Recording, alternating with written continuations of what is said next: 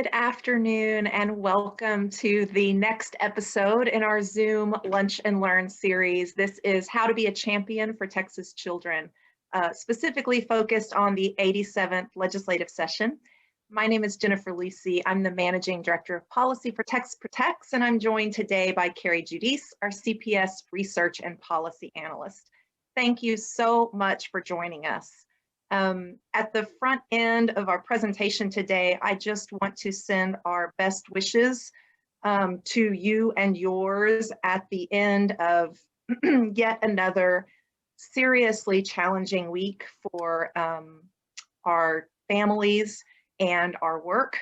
I hope by virtue of your being with us today that you and yours are relatively safe and warm today, but know also by virtue of your spending time with us today that you are likely on the front lines and reaching out to and serving families who may not be. So thank you for showing up today. Thank you for what you are doing to keep your own family and your communities safe and well during what has been such a challenging year. We're excited to chat with you today about tools and strategies that you can use to really speak up for Texas kids this session. And if there's ever been a time to do so, the time is now, because the needs are great and our kids can't show up and be their own voice to lawmakers this session. It's incumbent upon us to do so. And we hope we can lay it out for you today in ways that make it easy and you feel empowered and excited to join us in the work this session. Our agenda for today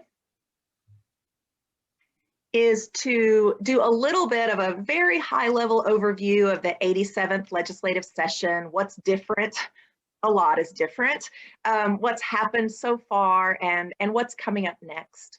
And then look at some specific ways that you can champion children this session. And then we have lots of resources available for you to make it super easy because this isn't your full-time job. And so we want to be a resource to you so that it's as easy as it can possibly be.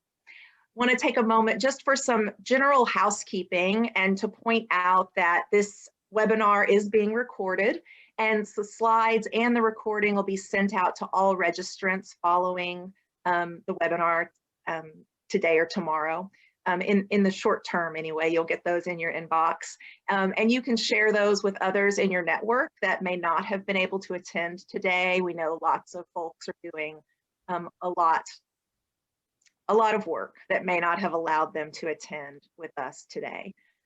Also, we'll be posting all of the resources we mentioned today are on our website.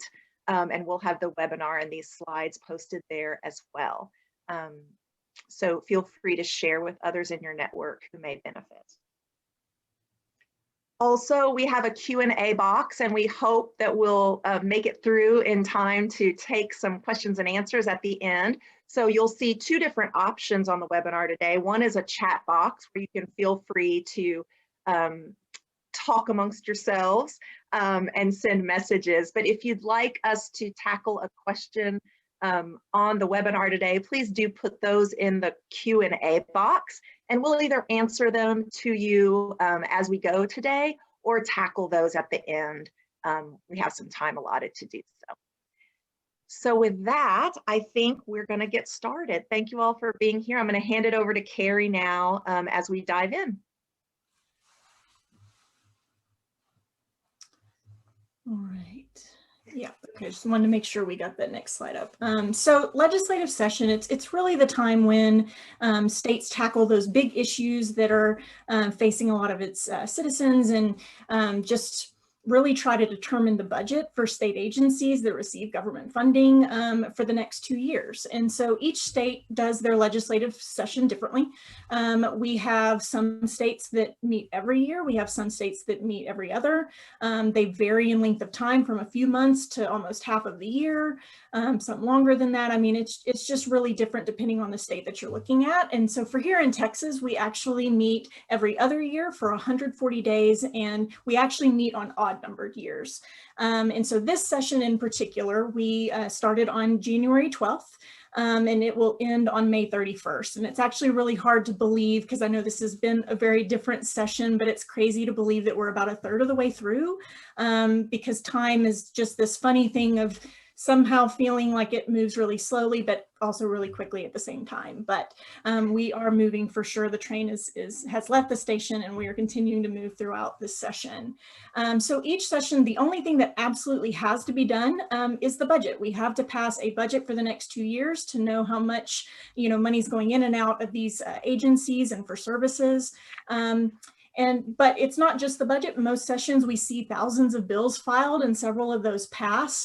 For reference, just in the past 2 sessions, lawmakers filed around 7,000 bills in each of those sessions, and on average around 1,300 passed each of those sessions. So it is a smaller portion of bills that pass, but we normally see tons and tons of bills filed. However, this session, again, not like the rest. Right off the bat, we already can see that bills are being filed at a slower rate. We've seen about 2,700, I think, as of this morning, have been filed. And while we're not done, we're not quite to the deadline yet, we already see that those numbers are trending much lower. And so kind of next, I want to spend a little bit of time talking about how this session looks different, kind of why. So first of all, the people here in Austin, the ones that normally have that pretty, easy access to the Capitol, it's going to look different because of the pandemic. And so to ensure that legislators and the general public are doing things in a safe manner, a lot of offices, have been given discretion about what that looks like. And so you might see a lot of offices only meeting virtually. And then you see where committees are, hearing bills and only doing virtual testimony for invited participants, not that, typical public testimony, by the droves like we normally see. And so this doesn't mean that we can't or don't have a voice. It just means that we have to shift our work, and we really need to consider how we can make the biggest impact. Second, there's a lot of pressure on the budget. Really, the pandemic has already taken its toll on the economy. And as a result, state agencies already had to kind of figure out where they can make some cuts to their services and where they really need to prioritize what's most critical. Thankfully, we have seen so far that the Department of Family and Protective Services, it fared pretty well in comparison to some of those other human services agencies. But, these are just the initial proposals out of each of those chambers. We're only at the beginning of the budget process, and after last week, we may continue to see more and more pressure, and I think we will continue to see more and more pressure on the budget. So those numbers that we've seen so far, while positive so far, those may be subject to change. And then that brings me to the third point that I just talked about. We know that we're all still recovering from last week, and so there's just competing critical priorities. We've had the pandemic that lawmakers are, they're trying to figure out, how can we meet the needs of, of children and families, but we also see, last week with what's going on and really needing to invest in infrastructure and ensuring that, the degree of which that storm impacted Texas doesn't happen again. And so, we know that these circumstances are front of mind, and they should be. We just need to make sure that we are also, showing up and continuing to talk about, the important issues for our children and families that we work with. And so, really each of these things make session unique this session. And so it requires that shift in approach, what we focus on, how we talk about our priorities, and how we get people's attention. And so this is why what we're doing today and talking with you about today is so important. We want to equip you to join us and to really join arms with us in advocating for children and families. We want legislators to understand that child protection and well-being is still a critical issue that we can't ignore, and that families are experiencing hardships, maybe even more after last week. And so it's even more critical now that families have those access to services before a true crisis occurs, before that child abuse and neglect potentially that risk occurs, or before things get worse. We just must ensure we're doing more of what works, less of what doesn't. And so, you know, we're going to go ahead and kind of keep talking. Jennifer, if you can go ahead and move to that next slide, just in general about what this process looks like. So what you guys are seeing on your screen is an infographic that lays out the steps of the legislative process. It's, you know, how bills become laws here in Texas. And so, you know, there's really ways to engage at each of these different steps along the way. I'm not going to get into the minor details of this infographic here today, but really I just wanted you all to see that there's a process that takes place. Ultimately, a bill goes through a lot of steps, a long process in each chamber in order to pass.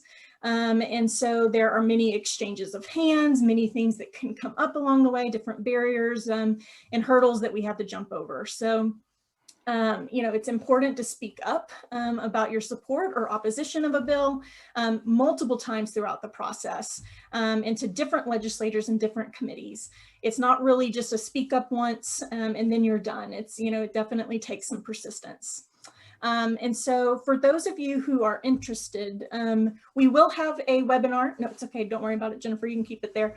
We will have another webinar next week on the 2nd during the same time slot where we will talk a little bit more about that process. So if that's something that interests you, we encourage you to register for that event as well.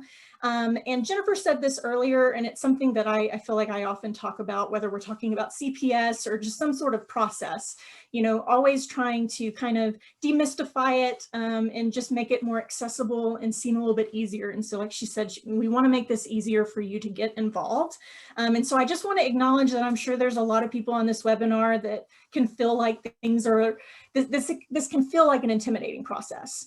But today we really want to give you some very practical steps about how you can get involved and advocate for children and families. So let's first start by talking about some of those key decision makers and how they can influence the focus of session. So what you're seeing on your screen right now are what you may have heard referenced as the big three. Really what that includes is, you know, our top leadership of each of the chambers and obviously of the state. And so that includes our governor, Greg Abbott, the lieutenant governor, who also is the president of the Senate, Dan Patrick, and then of course the Speaker of the House, Dave Phelan.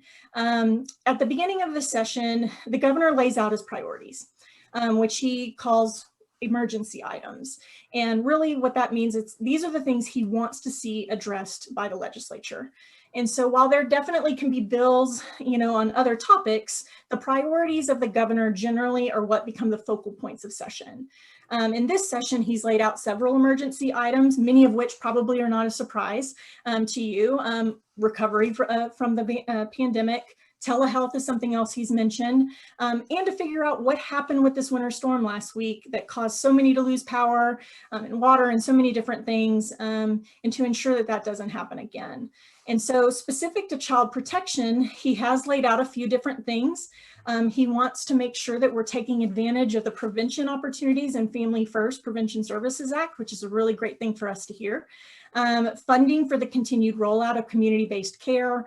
And for those of you who aren't as familiar with that, that's where Texas has been contracting with providers throughout the state to provide foster care services. He's also signaled that he wants funding for the state to come into compliance with the federal lawsuit that's been going on for about a decade now. And he has said that one of the things he wants people focusing on is the increased funding to placement providers and the expansion of high quality placements. So, you know, he's definitely signaled that child protection and well-being is a priority to him, which is good to see. He also, for those of you who don't know, he also has the ability to veto bills. And sometimes we really don't know that until after session, after a bill has gone all the way to the finish line and then it's on his desk, and sometimes those get vetoed. So I was looking it up this morning just out of curiosity. I wasn't sure how often this happens. And apparently the last 2 sessions, he's vetoed around 50 bills each of those sessions. So it's a relatively small number, but it does happen. And then as for the Lieutenant Governor and the Speaker of the House, they determine who sits on which committees and what bills will ultimately be brought to the floor for a vote. And so that's really important. That's, you know, they definitely have a big say in what, you know, gets brought up. And so go ahead and move to that next slide and we'll talk a little bit more about committees. So as I mentioned, you know, a moment ago, you know, committee chairs and the members of those committees are appointed by the leaders in each of the respective chambers. The legislators that chair these committees are the ones who will decide what's most important to be heard. They are mostly driven by the governor's priorities, by the needs of their constituents, and what they're most passionate about. For budget matters, we most closely work with the Senate Finance Committee and House Appropriations Subcommittee on Article 2, because that's where a lot of the human services agencies sit. Since, you know, and we work with them most because, again, those are the 2 committees on each side that really determine how the state is going to spend its money. Each committee works separately on the budget in order to put together a draft. And then at the end of the session, there's a conference committee that comes together with members and delegates of both the House and the Senate, and they try to reconcile those differences to present a final draft for everyone to vote on. And so the issues of child protection and well-being, those go through a different committee when you're talking about legislation. Those are heard in Senate Health and Human Services and the House Human Services Committee.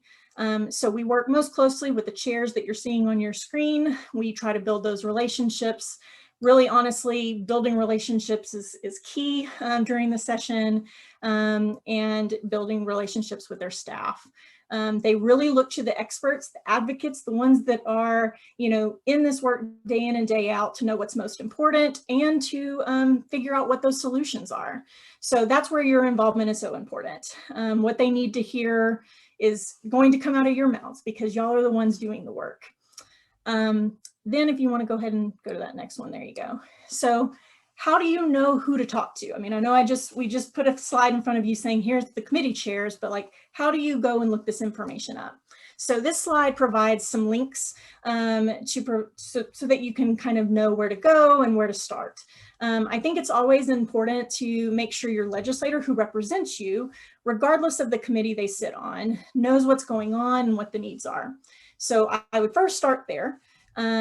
Also, I mentioned earlier, your legislators, you know, they're the ones that they're the ones that are accountable to you. You know, so it's really important because they are the ones at the Capitol representing your interests, and they are the ones that give voice to the things that matter in their district. So it's really important that they know what's going on, and again, that they know some solutions. So this first bullet point here just shows you how to look that up and look up who represents you. The second on here is you can look on Texas Legislature Online, or TLO is probably how you'll hear a lot of people talk about it, to figure out who sits on which committees. Jennifer's actually going to be getting into that later in the presentation, just what that kind of homepage looks like and where you can kind of click around. And then of course, you can always check out our website to figure out where to start. So I believe Jennifer is going to talk a little bit more about messaging.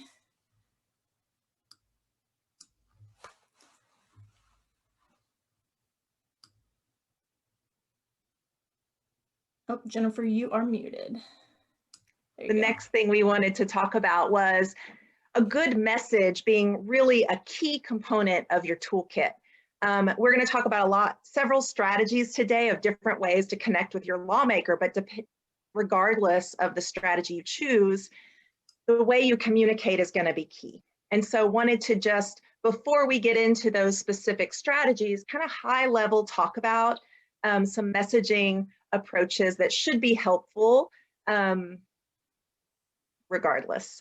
So number one, I just want to offer a note of encouragement, and that is that if this feels scary to you, after you get a couple of meetings or phone calls or letters under your belt, I think you'll feel a lot better.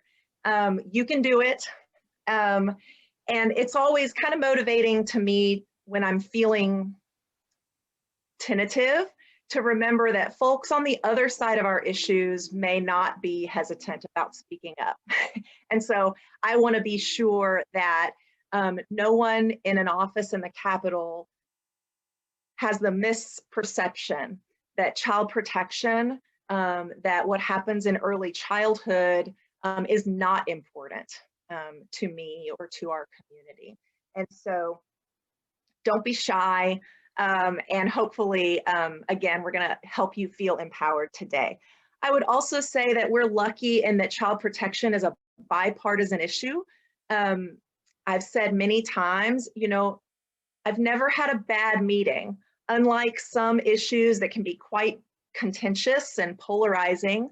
No one's going to shut a door in your face when you show up to talk about how to keep our kids safe and well. And so that really does make the work easier for us. And I would also point out that despite the way it appears on the news sometimes, every lawmaker I've ever met with is a pleasure to speak to. And it's quickly apparent that they got into this work because of a sincere desire to make their communities better. And while we might have different ideas about how to do that, that common value is a huge bridge and opportunity to have a great conversation and learn a lot from each other. So just wanted to start with a little bit encouragement, because I know there are folks for whom this feels a little out of their comfort zone. And also some reinforcement that you're the expert and no one is better suited to talk about your experience and what you think is important for your community and what you've seen and learned through your own work than you are. And so would encourage you to use that experience that you have in these places where it can really make a difference to the policies that are implemented in a session.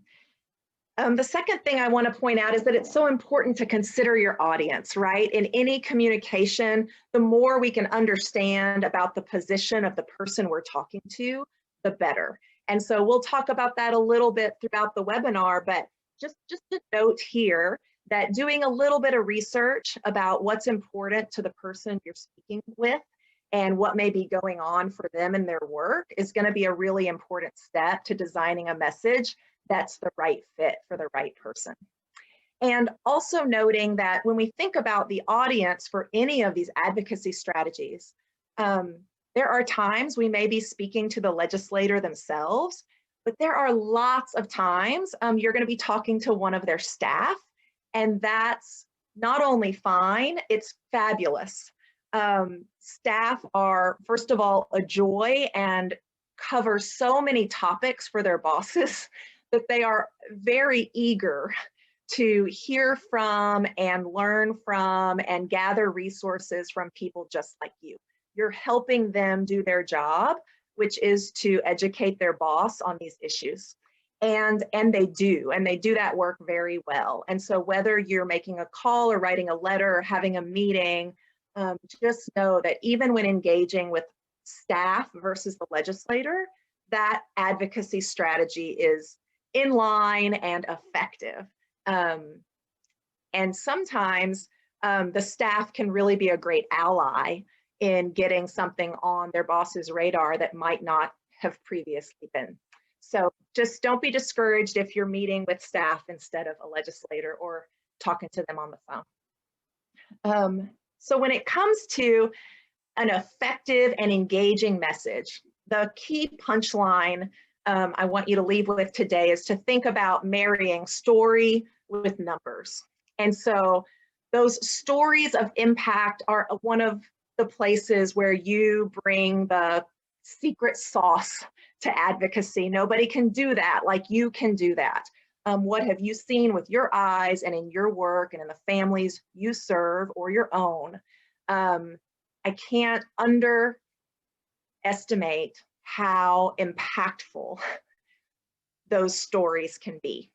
And there are numerous examples where a single story from a single family has really been the spark that led to policy change that made it all the way through the process, and brought some people onto an issue that had not been there before. So if we can take story and marry it with numbers that sort of amplify the solution that we're presenting in terms of effectiveness or scope or cost savings to the state, that's sort of the magic formula for an engaging and effective message. And the good news is that Text Protects and the field of early childhood in general has no shortage of great numbers to use to talk about what works and what doesn't, and to talk about the cost savings to the state when we invest in children and families earlier rather than later.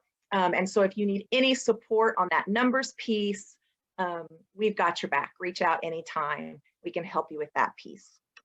So a couple other just high-level points. Try to present solutions. There's a lot of folks calling offices to complain, and there are many, many legitimate complaints. We can really set ourselves apart by pairing that with solutions, and giving them sort of an easy path to action.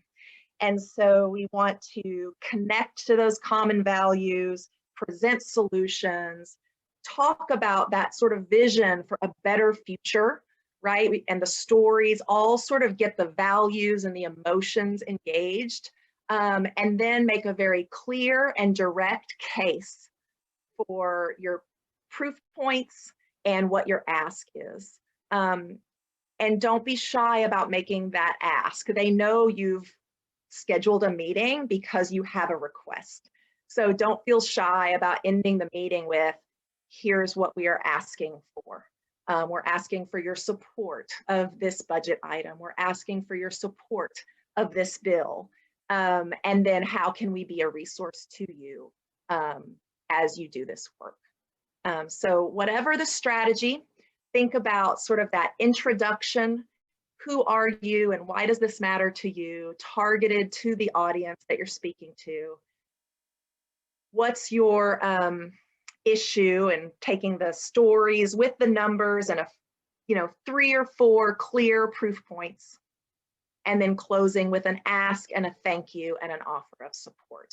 That sort of structure will get you through whether you choose a phone call or a letter or a meeting or an advocacy alert, or a conversation at the grocery store when you happen to run into your lawmaker there. So with that, we're going to jump into some of the strategies where you can put some of this messaging into action. So I'm sure many of you saw me shaking my head, very much in agreement with all of the things Jennifer was sharing. And, I just think, keeping these things in mind, really, she's right on with this stuff. For those of you who don't know me, I did work in a Senate office last session, and can tell you that, working with a member, what stands out, and it's often those personal stories. They may not quite remember that exact stat that they heard from you, but they're going to connect it. Oh, that person that came in with this story, what was that number they gave? That's what's going to happen. And so just definitely, going in there, with those things, it's definitely important. So you're seeing on your screen right now, it's basically, how can you get involved? We really want to provide you with some easy, practical steps of what you can do.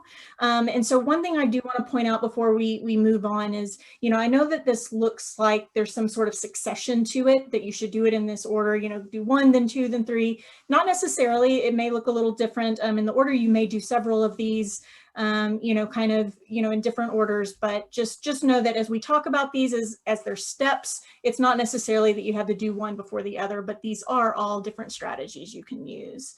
And so I think Jennifer is going to start us off with that first one, about how you can know what's going on, which again, knowing what's going on, then you can step in and do something. So. Thank you, Carrie.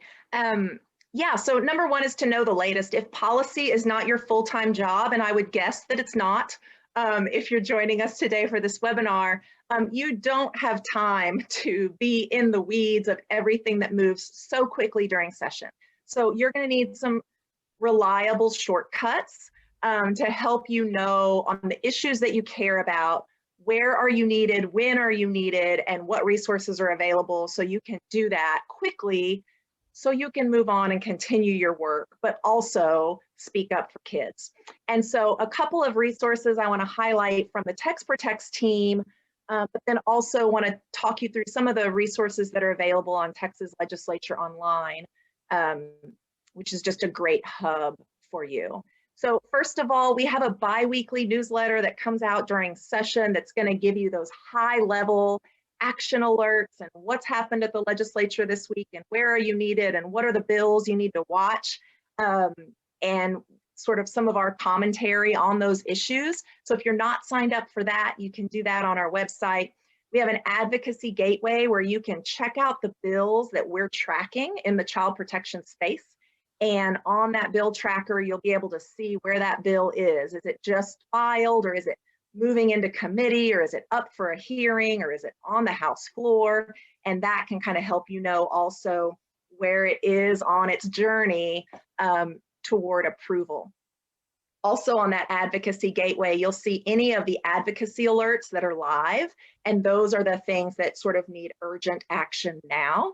And so that advocacy gateway is a great kind of one-stop shop for you to see what the Text Protects team is watching this session.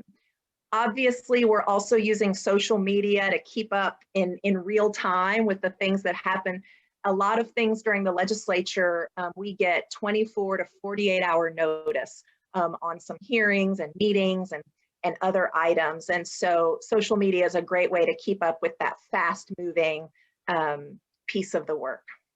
And so also you can follow Texas legislators on social media. I'm going to talk about that a little bit later, but they also do a great job of giving their constituents and followers updates on what's happening inside the building. But for a moment, I want to talk to you about Texas Legislature Online. If you've not used this resource before, it is very much worth 10 to 15 minutes of your time to just come poke around a little bit and learn what's available to you as a citizen of Texas. Because without making a trip to Austin, which is likely not feasible for most of us at this time, you can learn and watch and participate in so much that's happening inside the building. And so on this front screen, you'll notice that you can search different members. So you can do research on members, you can see who's on certain committees, you can learn about meetings that are scheduled, you can search for certain bills that have keywords in them. So if you're very interested in a particular topic, you can search that topic and see what bills have been filed and see what bills your legislator has filed. That's a great piece of research to do before reaching out to them to sort of understand what their priorities may be this session based on what they have filed so far. You'll also see on the right-hand kind of light blue bar that you can stream what's happening inside the building today. So you can see what's happening on the House floor or the Senate floor or in committee meetings in real time. And much of that content, committee meetings in particular, are also archived. So for a lot of us who have a day job, you might not be able to hop on from 9 to 12 to watch the appropriations hearing that's going on today. But you can sort of peek in later at the video archive and listen to what was said and who testified, and also notice what wasn't said, because that might really be informative about things you want to reach out and talk about, because there are sometimes big pieces of the conversation missing in testimony. So a couple other items on TLO, just to kind of show you what it looks like. This is what you might see for a particular bill if you wanted to check and see what's happening. You can see the text of the bill. You can see the authors and the sponsors, and this is something that evolves over the course of session as more and more folks might sign on to a bill. And then you can see where it is in the process. And if it's been through committee, it'll show which committee it's been referred to or been heard in and what the votes were in that committee. So all kinds of great information about particular bills that you can track there. And then the same for committees. This is where a lot of the meat of session really happens. And so knowing what's happening in committee is key. And so on this committee page, you can see what the committees are up to, stream those meetings and watch, or you can also sign up for alerts so that for certain bills or certain committees that you're interested in, you can get notified if something has happened that might warrant your attention. So if you'd like more information about how to use TLO, we'd be glad to help. Reach out anytime. You can also use our advocacy gateway as a little bit of a shortcut, and our newsletter also if this feels like a little bit too much. So either way, we're here to help. Okay, so now you know who the key players are.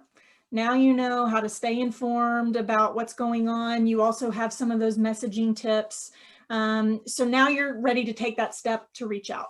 The next several strategies are actually going to lay out the different ways that you can communicate with legislators and their staff. And one of the ways is to write your legislators. So written communication, it's really just a good way to communicate information that you want legislators and staff to keep front of mind. You know, these are typically better to be sent prior to critical moments, you know, if they, you know, maybe prior to a hearing when you see that that bill's been filed, or perhaps whenever it does come up for a hearing, you want to write something personally to your legislator to talk about what you like about it and sharing those stories. So it's definitely better at kind of those moments when they have some time to soak in that information and things aren't moving quite as quickly.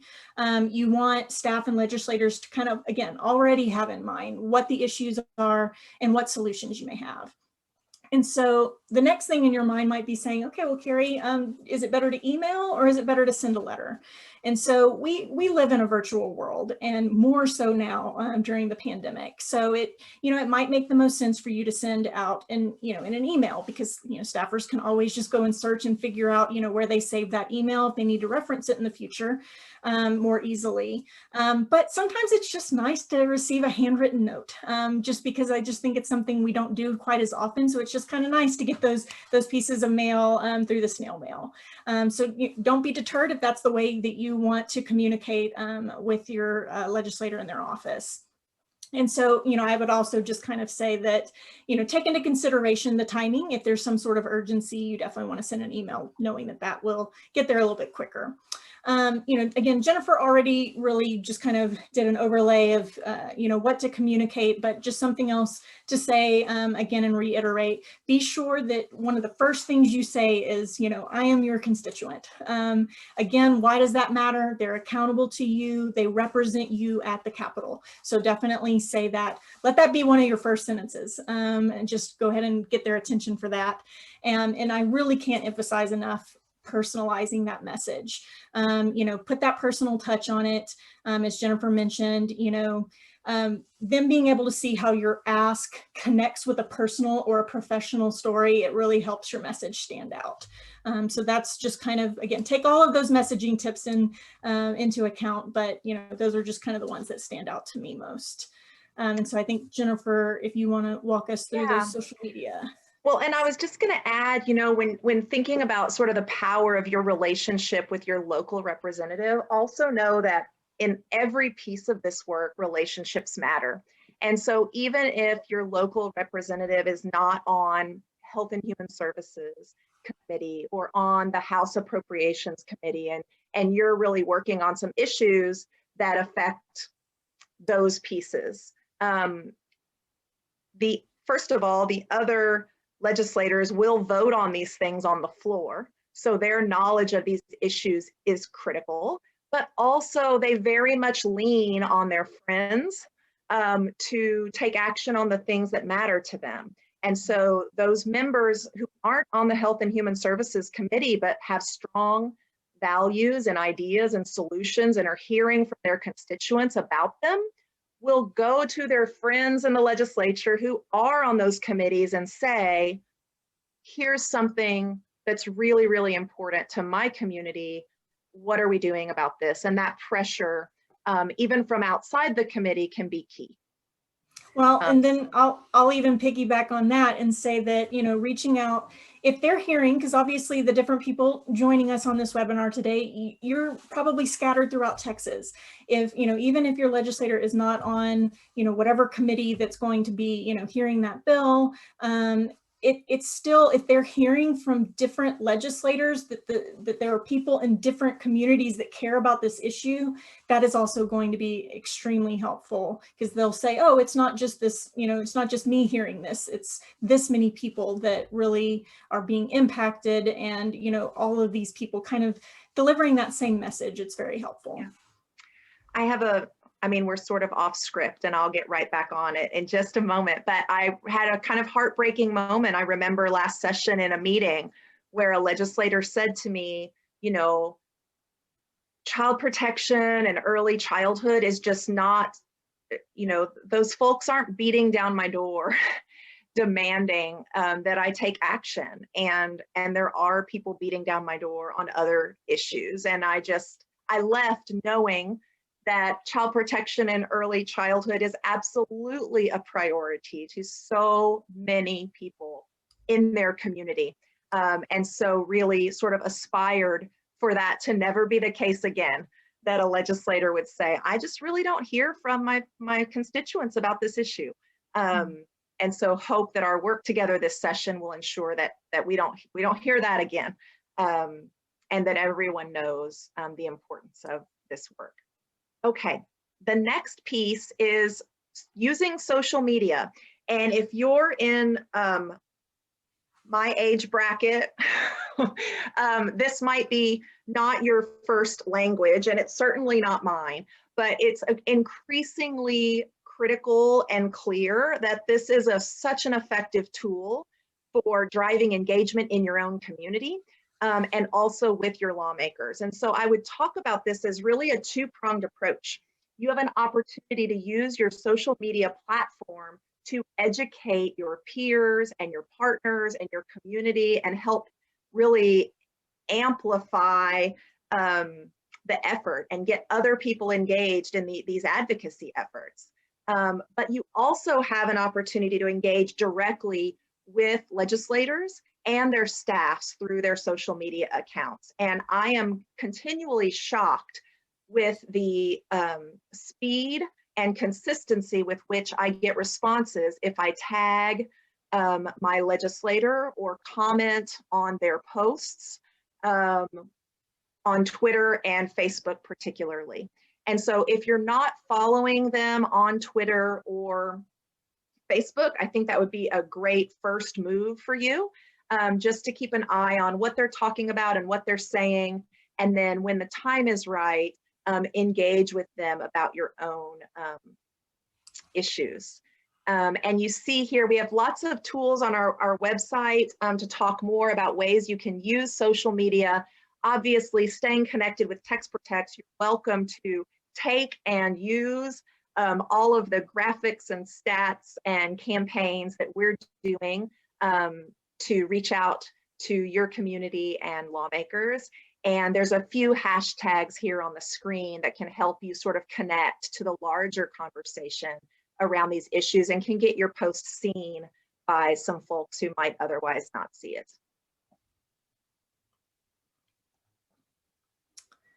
So earlier you heard me talk about writing your legislator, now talking about just a different form of communication. I do want to at least point out there's not one that that gets their attention more necessarily, like, you know, if you call, they're not going to listen, but if you write, it's not like that.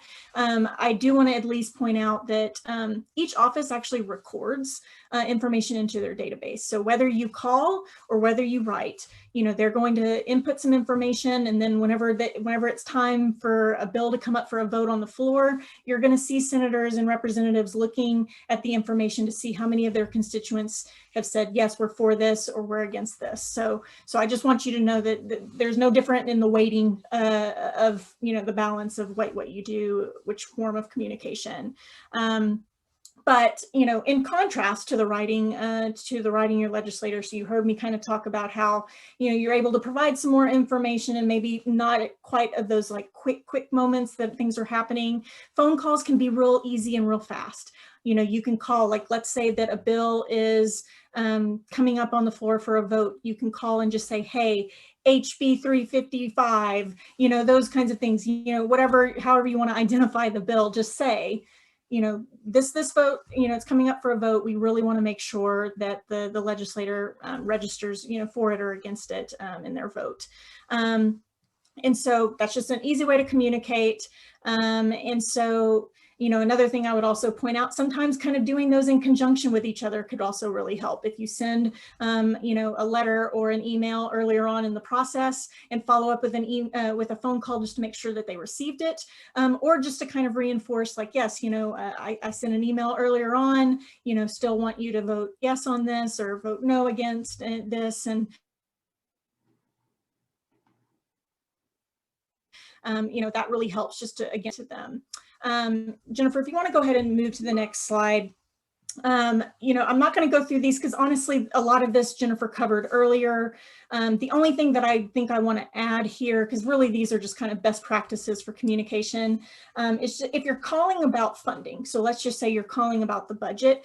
If you could possibly say, like, we support this ask for, if it's for the prevention and early intervention, show them where in the budget that strategy exists. That's definitely helpful. Again, staffers, they cover all kinds of areas. They care about a lot of different things. If you can pinpoint that, that's super helpful. And so I think, yeah, if you want, I'm trying to think if there was anything else I wanted to highlight here. I don't think so. Honestly, you covered it all in the messaging. So I think Jennifer's going to jump into actual virtual meetings. Yeah, so scheduling a meeting, probably if you had to rank all of these and how scary they are, this would be the scariest. But I think this is one of the places where our current situation actually makes things a little bit easier because most meetings are occurring virtually. And so that has the added benefit of access without going to Austin or to their district office. And it also means they're a little bit more accessible than they would be during a normal session. And so being able to get a meeting is a lot easier. Like Carrie said, if you're calling to schedule a meeting, you'll likely be talking to a staffer on the phone, or some offices have kind of an online portal where you can make a meeting request. It's very helpful if you can say, hi, my name is Jennifer Lucy. I'm a constituent. I'd love 15 minutes of the senator's time to talk about prevention funding this session. Letting them know how much time you're asking for and what you want to talk about will help them identify which staffers they may need to schedule. And to be fair, where that might fall on the senator or representative's priority list and whether they're going to join the meeting or whether a staffer will take it. When you're going into a meeting, having a plan is really helpful, especially if you haven't done this a bunch of times before, but remembering this is just a human who is trying to learn so that they can make the best decisions for their constituents is really going to be helpful. And remembering that you're the expert and you can offer so much to help them make those good decisions. If you can bring a team, that's even better. So think about the people in your network or your community that could maybe come together for this meeting to really sort of amplify the message of importance on this issue. If you do have a team, you do kind of want to coordinate who's going to say what. And again, going back to that stories plus numbers, 3 to 4 key points that you want to hit. If you have that laid out from the beginning, then you can just sort of flex with the rest. And I guarantee you're going to have a great conversation. There are a couple things that in-person meetings do better than any of the other strategies we've talked about. One is to build that relationship. So if you've had a face-to-face meeting with a staffer or a lawmaker, and then you call later about an issue, the impact of that call is going to be really different. If you've had a meeting with staffer and then you call or send a letter or send an advocacy alert, that's going to register very differently. So it really accelerates that relationship process. It also allows them to ask questions. And so you can get into territory that maybe you never would have thought of if you were just writing a letter. And questions can be scary, but just remember, you can always, it is 100% okay to say, I'm not sure, but I'm going to get back to you with that information. And that's fabulous, because now you have an excuse to reach out again and share more information. And we are here to help you answer any questions that you get asked that you don't know the answer to. And then always follow up. Send leave behinds or more information. Take a picture if you can. Share on social media. Had a great meeting with Senator so-and-so today, and tag them. They love that and will likely share it. And that too is a relationship builder. So I think it's interesting that we went from what Jennifer would say was probably the scariest form of, talking with legislators to what I would say is kind of one of the easier lifts and maybe a little less scary. So another way to get involved in the legislative process is simply to follow our lead by completing and sharing advocacy alerts that we have created for you. We do the heavy lifting. We put information together in a letter that we hope that you guys in your network will get behind and push. Throughout session, you may see these pop up on our website or in your inbox when bills or budget requests hit a critical juncture in the process. For instance, we may be nearing the end of a legislative process and need your legislator to vote yes, to ensure there's a strategic plan for adverse childhood experiences. So you reaching out at that particular time in support will be pivotal in the bill passing. And so these alerts are super easy to fill out. You just put in your zip code so it knows where the letter needs to be sent. And you can add your own personal touch, which I always recommend if you want to. And they really just take very little time to complete. And then, of course, we would love for you to share them with those in your network. The more people that are sending these letters, the more that these legislators are seeing that this is an issue that their constituents care about, and that this is an issue they need to pay attention to. And as a reminder, you can get those advocacy alerts through our newsletters. They'll be posted on our Advocacy Gateway, which is on our website. And we often post them on social as well. Okay. Well, we're on the last, this is a bonus. This wasn't on the preliminary list, but we had to put a bonus strategy, and that's to submit testimony. And again, this is one of the places where things are both a little bit more difficult this session, but there's also some silver linings too. And so if the word testimony itself is like making a question mark bubble above your head and how this plays into the policy process, join us next week to learn more about sort of the flow through the legislative process. But I'll just say that when a committee is hearing a budget topic or a bill, the public is usually invited to present comments. And in a normal session, there's a couple of ways you can voice support or opposition to a bill. You can show up to the Capitol and register and say, I support or I oppose, generally. You can also submit written testimony to the committee on that issue and what your stance is and why. Or you can actually give oral testimony in person and stand up before the committee and make your remarks. And in a normal session, that's something Text Protect staff is doing a lot. In this session, things are a little bit different. As Carrie mentioned, access to the Capitol is a little bit different. Committee hearings are a lot different. But one of the cool things that's happened is they've opened up some virtual platforms in some cases, or opened up accessibility to say, if the public wants to submit comments, send them our way. And sometimes that's a formal process and sometimes it's an informal process, but that's part of what we can communicate with you about when those moments come. And so goes back to the same things. Who are you? What's your stance on this issue? And what's your ask? And so if you get those talking points and that message together, you can really use that across any of these platforms and opportunities when the time is right, and you'll just be ready to go. So to help you get ready to go, I want to point to well, I won't point to all, but I will point out to you that we are committed to making resources available to you so that this work is easy. So I've already mentioned that we have an advocacy gateway on our website. That's a tool for you to use. We also have on the policy section of our website, one-pagers, which include language around our recommendations, data points that you can use to support those recommendations, talking points you can use to support those recommendations.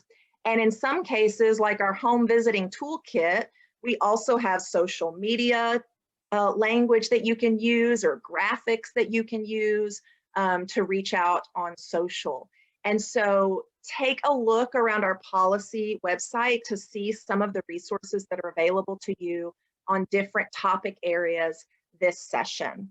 And these are just some more. So we kind of picked a few to put here, easy links in the PowerPoint, but this is not everything. So poke around the website to get what you most need. And if you get, if you're not sure what you need, reach out and we'd be glad to talk to you about what you're trying to do and which resources might get you there the fastest. I've said it lots of times, but I'll say it again. We're here to support you. This work does not happen without you.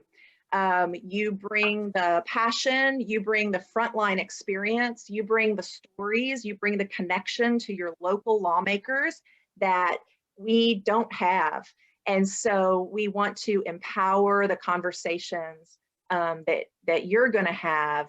And that's how the impact is going to happen. So here is the rest of our team here to support you as you do this work. And I think we have just a few minutes left. So Carrie, I want to, while I peek at the Q&A box, see if there's anything kind of left sitting on your mind that we might not have mentioned. No, I think we managed to cover it. You know, Again, I know we've hit some of the same points kind of throughout, and obviously that was a little bit strategic as well. But, you know, I think, you know, just from my time within the Capitol and just kind of thinking about what stood out to me and what stood out for the senator that I worked for, you know, I think all of this very much speaks to that, what stands out, what gets people, you know, fired up. I think I've said this a few times, not to diminish the work that we do here at Text for Texas Policy Advocates, but I always wanted somebody that was doing the work. I wanted either those that were impacted sitting in front of me, or I wanted those who were working with those who have been impacted sitting in front of me. And so that is where you guys come in. You know, really to be able to speak to what you're seeing, that's really what speaks to legislators and their staff. So, you know, really glad you guys joined us today, but also really excited for the work that y'all are going to be able to help move forward. So as I peeked at the Q&A box, I just saw a couple of things I'll note. First of all, yes, the recording and slides will come out to you following this webinar, and you can share them far and wide. We'll also post them on our website. I think there was also a question about the lawsuit and numbers that you could use to sort of make your case. And so for the numbers to make your case, I'd say it depends on the issue that you want to talk about. So I would go perhaps first to our policy page, and you can look at our policy agenda and see what our recommendations are this session, and then maybe pick one that you feel particularly passionate about. And then you should be able to find a one-pager that matches that topic area, and it'll have numbers on it for you, as well as talking points and more details on the recommendation. In terms of what the lawsuit is, I would just note that our foster care system has been embroiled in a lawsuit for almost a decade. And this session, the governor has asked the agencies to take definitive action to address some of the issues resulting. And that's going to cost a lot of money. And so in our advocacy this session, and in every session, I think it's important to point out that we have to take care of our children who are in care. There is no excuse for our state to not do so, but that transformative change is really going to require strategic, proven strategies that keep kids out of our system altogether. And that until we start investing in those directions, we're probably going to keep fighting the same problems session after session after session.